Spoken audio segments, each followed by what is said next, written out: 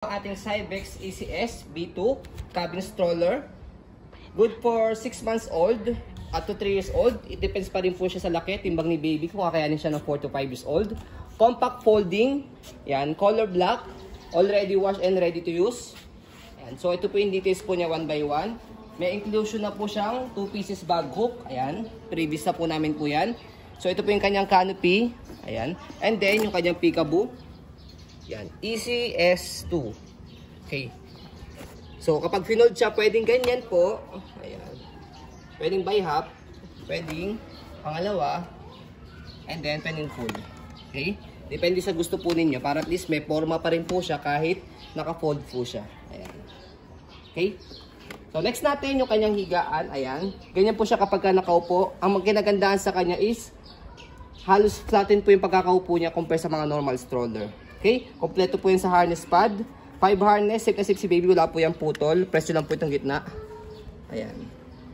Okay. So, sa kanyang, ayan, meron lang ganitong kanyang harness. Ayan.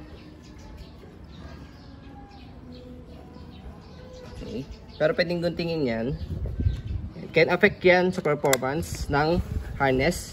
Okay, next natin, yung kanyang leg rest. Ayan, tataas po ito, na-adjust po siya kapag nakahiga si baby. Angat nyo lang po siyang ganyan. Ayan. Okay, aray, ipit pa ako. So, pe-press nyo po ito. Ayan, pasok nyo sa loob yan. Para pagka ibabawa po ninyo, ayan. Pag nakaupo si baby, ayan. Again, pagka nakahiga, semi-recline, ayan, tataas nyo lang siyang ganyan. So, semi-recline natin siya. Ayan. So, good for 6 months old. So, next natin, yung kanyang footrest, yung tapakan po ng paa. Ayan. Yan ko yung kanyang tapakan ng paa. Pati yung kanyang gulong. Ayan. Easy to maneuver, nag-swivel. Ayan.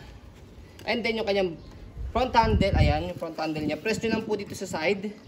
Ayan. Kahit isa lang po, pag ilalagay si baby. Okay? Next natin, yung kanyang front hand, yung kanyang body frame sa right side. Ayan. Black na black. ECS B2. Ayan. Next natin yung kanyang gulong sa likod. Yung basket, pati stopper, gulong. Okay. Stopper.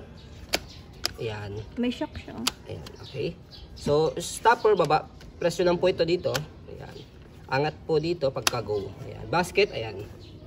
May shock. Ibig sabihin pwede mas mabigat na baby. Sa likod, ayan po yung kanyang likod. Meron pa rin siyang peekaboo dito. Pwede nyo siyang i-roll and then i-strap dito. And then, pagka gusto nyo po siyang iupo, angat nyo lang po ito. Ayan. Pagka gusto nyo naman po siya semi-recline, press nyo po itong kulay puti and then pull down. Ganoon lang po siya kadali. Okay? So, next natin, body frame sa kabilang side. Ayan.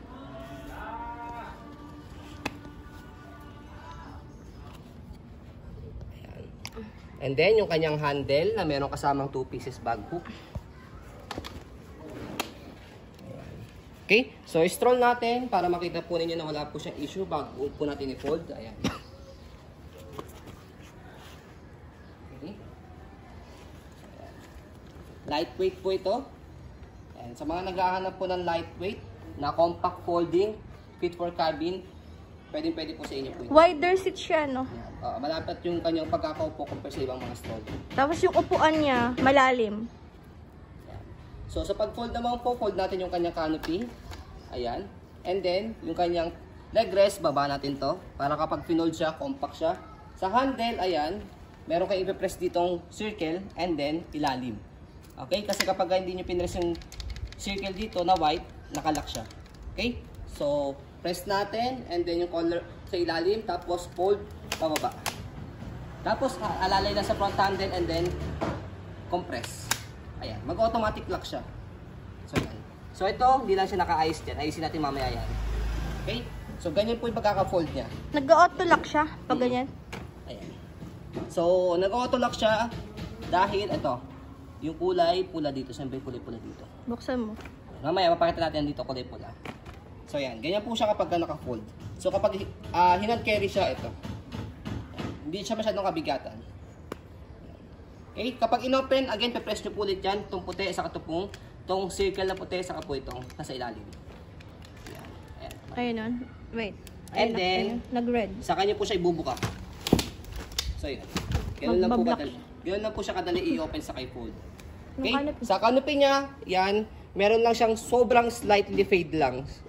Yan, as you can see, parang hindi nga po yan nakahata sa video. Oo, Yan, yung lining niya, ayan. Nag-brown. Sobrang slight lang po talaga niya. Kaya kahit kami po, hindi po namin nakita na fade siya eh. Kaso maselan lang po talaga kami. Kaya, saka honest lang po kami. Kaya talagang di-declare namin kahit na konting issue po yan. Pwede nyo gawa ng paraan yan. Yan. Yun po. Okay, so yun po as you can see, very details po kami sa pong pag-video kasi I'm shop policy, no refund, no exchange, what you see is what you get. So yun po, maraming salamat. Have a nice day and God bless po.